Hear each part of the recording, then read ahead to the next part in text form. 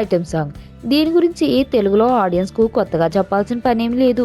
Cinema ఎలా ఉన్నా మంచి మాస్ మసాలా సాంగు, అందులో అందమైన హీరోయిన్, గ్లామర్ డూస్ పెరచి కాస్త స్కిన్ షో చేస్తే చాలు ఆ సినిమాకు హైప్ క్రియేట్ అవ్వడం ఖాయం.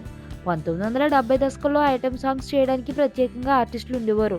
జయమాలిని, జ్యోతిలక్ష్మితో ప్రారంభమైన ఐటెం సాంగ్స్ హవాను తర్వాత కాలంలో సిల్క్ స్మిత కంటిన్యూ చేసింది. 20వ శతాబ్దం తర్వాత క్రమేణా ఐటెం సాంగ్స్ హవా తగ్గుతూ వచ్చింది.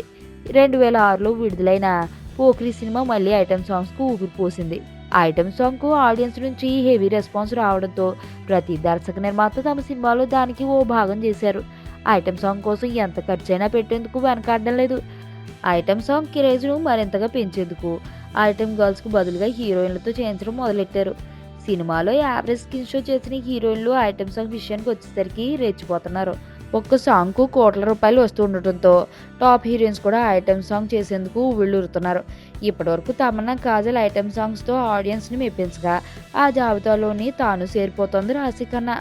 ఊహలు గుసగుసలాడే మూతో ఎంట్రీ ఇచ్చిన రాశిఖన్నా కుర్రాళ్ళ గుండెలను జిల్మనిపించింది. తర్వాత నేనే మీ కలలకు సుప్రీం అంటూ కవ్వించింది. ఇప్పుడు రామ్తో కలిసి ఆడియన్స్ హైపర్ పెంచుతోంది. అలాంటి ఈ భామ ఐటెం సాంగ్స్పై కన్నేసింది. స్పెషల్ సాంగ్లో నటించడం తనకు అంతా సౌకర్యంగా ఉంటుందని ఈ భామ ఛాన్స్ వస్తే మాత్రం సత్తా చూపిస్తానని చెబుతోంది.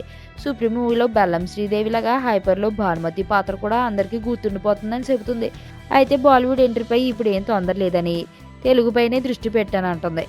మొత్తానికి ఐటెం సాంగ్స్తో ఈజీగా మనీ సంపాదించుకోవచ్చు అన్న క్లారిటీ ఈ చిన్నదానికి వచ్చేసినట్టుంది. అందుకే ఈ స్టేట్మెంట్ ఇచ్చిందని ఫిలిం నగర్లో టాక్ వినిపిస్తుంది.